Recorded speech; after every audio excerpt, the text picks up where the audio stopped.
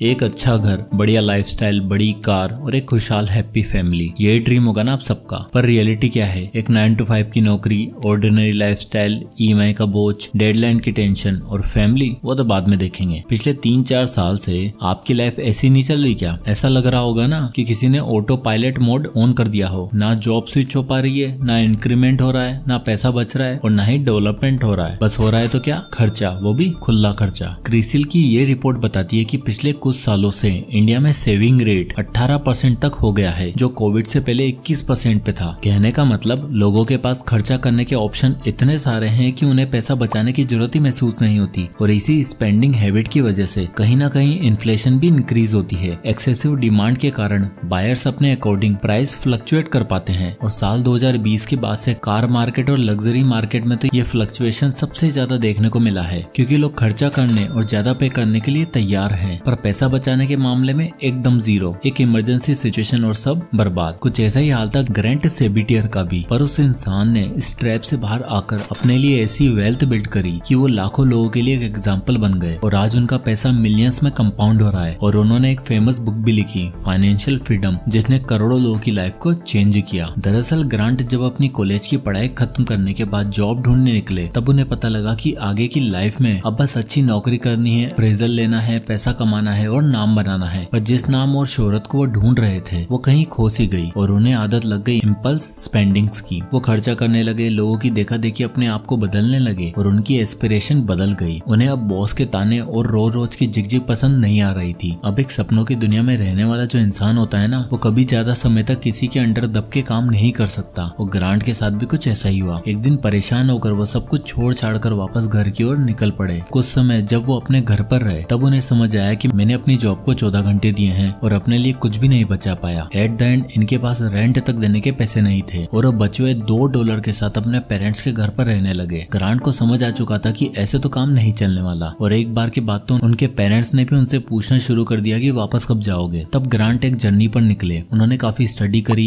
Income के अलग अलग सोर्सेज ढूंढे, क्योंकि वो जानते थे कि अब सिर्फ नौकरी से काम नहीं बनने वाला। जल्दी और बहुत सारा पैसा कमाना है तो साथ में कोई साइड हसल जरूर करनी पड़ेगी। उनका टारगेट था कि उनको 5 सालों में $1 मिलियन अचीव करना है। इसके लिए उन्होंने अपने लिए एक 5 steps financial freedom road map बनाया और $2 से लेकर $1 मिलियन तक का सफर मात्र 4-5 सालों में तय कर लिया। और आज उनकी ये वेल्थ मिलियंस में कंपाउंड हो रही है। वो 5 स्टेप्स जिन्होंने ग्रांट को एक मिलियनियर बना दिया, उसमें सबसे पहला स्टेप था step number 1, build a strong money mindset. चलो बताओ, जब हम कहीं भी किसी ट्रिप पर जाते हैं, किसी सफर पर निकलते हैं, तो क्या बिना प्लानिंग और बिना प्लॉटिंग के निकल पड़ते हैं? नहीं ना। हम लोग एक एक चीज डिटेल में प्लान करते हैं। क्या होगा, होटल कौन सा होगा, टिकट्स कौन बुक करेगा, कौन कौन से टूरिस्ट स्पॉट्स होंगे और बजट कितना होगा। हम अपनी हर छोटी से छोटी ट्रिप पर जाने के लिए भी इतनी प्लानिंग करते हैं, लेकिन जब बात होती है पैसा कमाना और उसे मैनेज करने की, तो हम बिना किसी प्लानिंग, बिना किसी प्लॉटिंग और बिना रोड मैप के ही कहीं पर भी निकल पड़ते हैं। और ये दोहरी मानसिकता ही अक्सर हमें बुरा फंसा देती है। इंडिया का मिडिल क्लास चाहे जितना भी कमा ले, लेकिन अगर माइंडसेट वही सैलरी टू सैलरी वाला रहा, तो फाइनेंशियल फ्रीडम कहीं नहीं मिलेगी। ज्यादा पैसा कमाना सोल्यूशन नहीं है, बल्कि पैसा सही तरीके से मैनेज करना सबसे ज्यादा जरूरी है, जिसमें हम लोगों की कहीं ना कहीं कमी है। टाइम्स नाउ की एक रिपोर्ट बताती है कि ज्यादातर इंडियंस सेविंग करना नहीं जानते। 50% लोग सिर्फ 0 से 20% के बीच पैसा सेव कर पाते हैं और 20% लोग जो सेविंग थोड़ी बहुत करते हैं, उनका पैसा या तो पीएफ या एफडी में पड़ा रहता है या फिर घर के लॉकर और अलमारियों में। अब जरा सोचो, पहले तो आप कुछ सेव नहीं कर पा रहे, और जब सेव कर भी रहे हो तो पैसा ऐसी जगह पर रख रहे हो जहां आपका पैसा इन्फ्लेशन के रेट से भी कम ग्रो हो रहा है। तो आप टेक्निकली हर साल लॉस में जा रहे हो। यानी किसी ने कुछ बता दिया और बिना किसी विजन के पैसा इधर उधर डाल रहे हो। फाइनेंशियल टर्म में ऐसे लोगों को मनी होल्डर्स कहा जाता है, यानी ऐसे इंसान जो पैसों को एक जगह रोक कर रख देता है और उसे ग्रो करना और इन्वेस्ट करने की कभी नहीं सोचता। इसलिए ऑथर ग्रैंट सेबिटियर कहते हैं कि फाइनेंशियल फ्रीडम की रेस में पहला काम है अपना मनी माइंडसेट डेवलप करना। हर छोटे बड़े खर्चे को पहले दिन से एक्सेस करो, कैलकुलेट करो, एक बजट बनाओ और उसके अकॉर्डिंग अपना हर एक दिन, हर एक इवेंट प्लान करो। क्योंकि देखो, आज की डेट में ये सबसे बड़ा फैक्ट है, हमारे माँ बाप ने तो नौकरी कर ली, पर हम पूरी जिंदगी नौकरी को नहीं दे सकते। 8 साल या 10 साल या मैक्स 15 साल। इसके बाद हम सबको कहीं ना कहीं लाइफ में फाइनेंशियल फ्रीडम चाहिए, जिसके लिए आपको फ्रीडम नंबर सेट करना होगा और अपनी इनकम को ऐसे मैनेज करना होगा कि सभी चीजें सही तरीके से बैलेंस्ड हो जाए। और इस बैलेंस के लिए आपको यूज करना होगा step number 2, use wealth bucket strategy. क्या है ना, सिर्फ नंबर डिसाइड कर लेने से, किताबें पढ़ लेने से फाइनेंशियल फाइनेंशियल फ्रीडम अचीव की जा सकती तो लाइफ कितनी आसान होती ना, पर अफसोस ऐसा नहीं है। आज की डेट में लोग सोचते हैं ज्यादा पैसा कमा लो तो फाइनेंशियल प्रॉब्लम खत्म हो जाएगी। देखो, प्रॉब्लम पैसा कम होने से नहीं है, पैसों का मैनेजमेंट ना होना की वजह से आती है। इसलिए जरूरी है कि आप जो भी जितना पैसा अर्न कर रहे हो उसे अलग अलग बकेट्स में डिवाइड कर दो। इनको वेल्थ बकेट भी कहा जाता है, यानी एक ऐसी फाइनेंशियल स्ट्रेटेजी है जो सिखाती है कि आपको अपने पैसों को अलग अलग कैटेगरी में रखना चाहिए ताकि स्टेबिलिटी और ग्रोथ दोनों एक साथ मेंटेन हो सके। तो इस वेल्थ बकेट में आपको टोटल 4 बकेट बनाने होते हैं। तो सबसे पहला बकेट आता है essential bucket.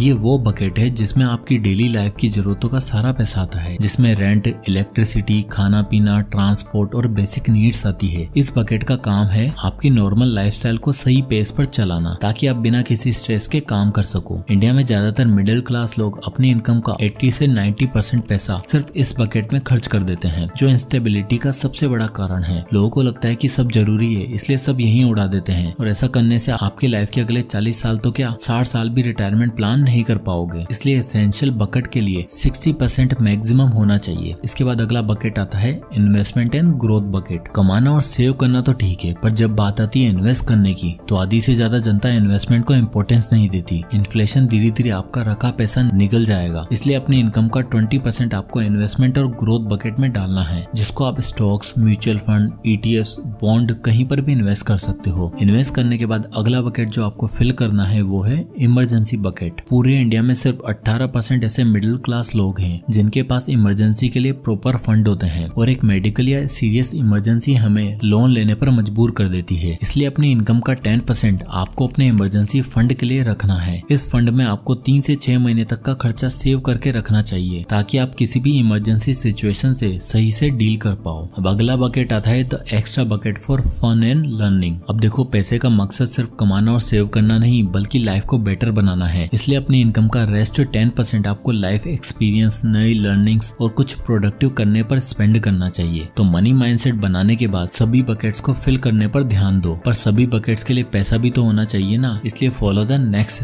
Step number 3, diversify your earnings. चलो, सबसे पहले मुझे एक सवाल का जवाब दो। क्या आप लोगों ने कभी एक टायर वाली साइकिल, स्कूटर या बाइक चलाई है? नहीं ना। तो जब सवाल आता है इनकम सोर्स का, तो आप सिर्फ अपनी प्राइवेट जॉब के भरोसे क्यों बैठे रहते हो? देखो, अगर आप सोचते हो कि जॉब के साथ कुछ नहीं किया जा सकता, सैलरी से काम चल रहा है तो कुछ और क्यों करना, तो आप लाइफ में कभी भी फाइनेंशियली फ्री नहीं बन पाओगे। इसलिए जरूरत है मल्टीपल इनकम सोर्स बनाने की। और आज की डिजिटल दुनिया तो ऐसी है जहाँ आप अपनी फाइनेंशियल साइकिल में एक नहीं बल्कि 2-3 कितने भी टायर ऐड कर सकते हो और अपनी फाइनेंशियल साइकिल को और भी ज्यादा स्टेबल बना सकते हो। देखो, अगर हमें टाइमली अपना बकेट्स भरने हैं और वेल्थ से भरपूर फ्यूचर बनाना है तो एक्स्ट्रा इनकम सोर्सेज जैसे freelance, passive rental, side business, course और ब्रांड बना सकते हो, जहाँ से आपको अपनी जॉब के अलावा भी एक्स्ट्रा 20 से 25 हजार रुपए आराम से आ जाएंगे। 25 साल के IT इंजीनियर राहुल भी काफी लंबे समय तक अपनी नॉर्मल जॉब वाली सिचुएशन पर चल रहा था, और बाद में उसको रियलाइज हुआ कि अगर ये गया तो इनकम का कोई सोर्स नहीं होगा। इसलिए उसने वीडियो एडिटिंग सीखी और रेगुलरली जॉब के बाद डेली वीडियो एडिटिंग करता। धीरे धीरे राहुल ने अपना पोर्टफोलियो बनाया और अलग अलग वेबसाइट जैसे अपवर्क, फाइवर और लिंक्डइन जैसे प्लेटफॉर्म पर शोकेस करना शुरू किया। उसका काम लोगों को पसंद आया और फाइनली उसे अपनी पहली गिग मिली। और राहुल मुंबई के अंधेरी वेस्ट में रहता है, जहाँ का रेंट है लगभग 15 से 20 हजार रुपए, और अब उसके पास अपनी 60 हजार की IT की नौकरी के अलावा 25 हजार का एक्स्ट्रा फ्रीलांस सोर्स भी है। और तो और एक डेटा के मुताबिक इस समय इंडिया में 15 से 20 मिलियन लोग फ्रीलांसर हैं जो जॉब के साथ एक एक्स्ट्रा इनकम सोर्स बना के चल रहे हैं ताकि फ्यूचर में उन्हें कभी भी लोन और EMI पर निर्भर ना होना पड़े। अब देखो, जरूरी नहीं कि मैं आपको भी फ्रीलांस करने के लिए कह रहा हूँ। अगर आप ऑलरेडी एग्जॉस्ट हो जाते हो तो आप पैसिव इनकम सोर्सेज भी बिल्ड कर सकते हो, जहाँ से आप एक बार कोई भी कोर्स बना सकते हो जिससे आपको हर महीने रेवेन्यू आए। अगर आपके पास इनफ पैसा है तो आप रियल एस्टेट प्रॉपर्टी में भी इन्वेस्ट कर सकते हो, जहाँ से आपको मंथली रेंट आता रहेगा। तो जो भी करो, बस ये ध्यान रखो, अपने सभी बकेट्स को पूरा भरने के लिए आपको हमेशा एक एक्स्ट्रा इनकम सोर्स चाहिए होगा, वरना एक पहिए वाली साइकिल एक दिन आकर बड़ी बुरी फंसेगी। पैसा कमाने के बाद, बकेट बनाने के बाद अब बात आती है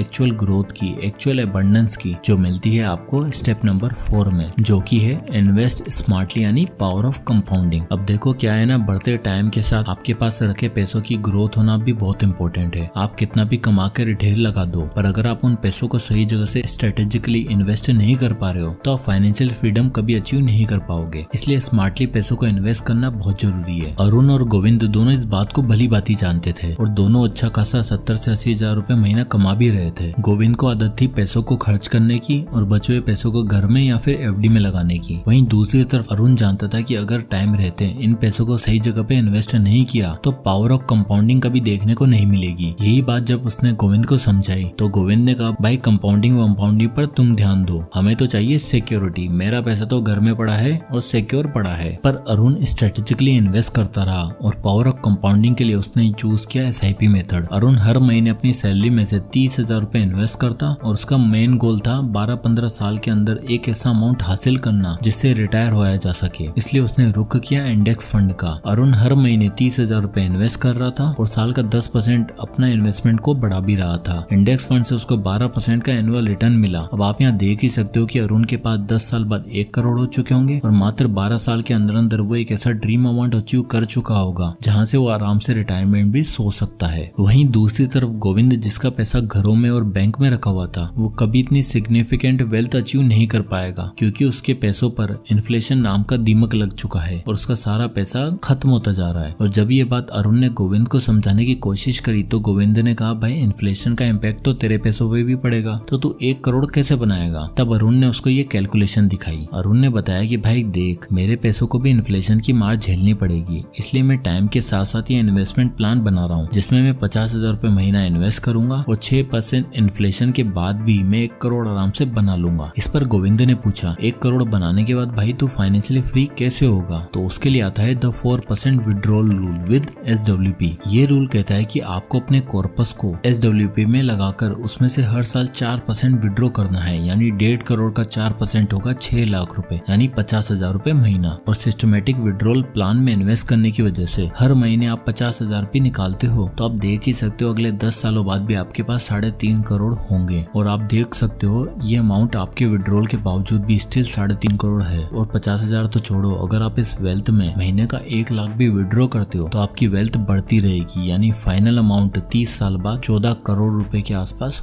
होगा। Step number 5, maintain a financial discipline. At last financial freedom की रेस में महारत हासिल करने के लिए ऑथर ग्रांट कहते हैं कि इस दुनिया में कुछ शुरू करना सबसे मुश्किल नहीं है, बल्कि उस काम को कंटिन्यूअसली करते रहना, डिसिप्लिन बनाए रखना सबसे मुश्किल काम है। और जिस इंसान ने इन 4 स्टेप को डिसिप्लिन के साथ फॉलो कर लिया, फाइनेंशियल फ्रीडम उससे ज्यादा दूर नहीं है। आप जितने भी सक्सेसफुल लोग देखोगे, उनके रूटीन और उनके डिसिप्लिन ने ही उन्हें इतना फाइनेंशियली स्टेबल बनाया है। वो हर एक रुपए के लिए प्लान, अर्न, स्पेंड और इन्वेस्ट का रूटीन बनाते हैं। इसलिए आपको भी अगर ट्रू सेंस में फाइनेंशियली फ्री होना है तो आपको स्मार्ट स्पेंडिंग की आदत डालनी पड़ेगी, बजट बनाना होगा, वेल्थ बकेट्स बनाने पड़ेंगे। हर एक्सपेंसेस को करने से पहले ये देखना होगा कि उसका ROI क्या है। अगर आप सिर्फ सेल या 30% ऑफ देखकर सुपरमार्केट जा रहे हो और जो सामान की जरूरत नहीं है वो भी उठाकर लाते हो तो आप इम्पल्स बाइंग कर रहे हो। इसलिए हर एक्सपेंसेस को करने से पहले 24 घंटे का वेट करो और अगर आपको 24 घंटे के बाद भी वो चीज जरूरी लगती है तो उसे खरीद लो, वरना अगर अल्टरनेटिव दिख रहा है तो पैसा सेव करो और उसको बेटर यूज करो। At the end author grant सेबिटर यही करना चाहते हैं कि लाइफ के जिस मोड़ पे जो गलतियां उन्होंने की हैं उससे उनको बहुत कुछ सीखने को मिला और आप अपनी लाइफ में भी वो फाइनेंशियल मिस्टेक्स ना करो। इसलिए ये 5 स्टेप्स रोड में फॉलो करो, फाइनेंशियल डिसिप्लिन बनाओ, उससे फ्रीडम अपने आप अचीव हो जाएगी। जय हिंद।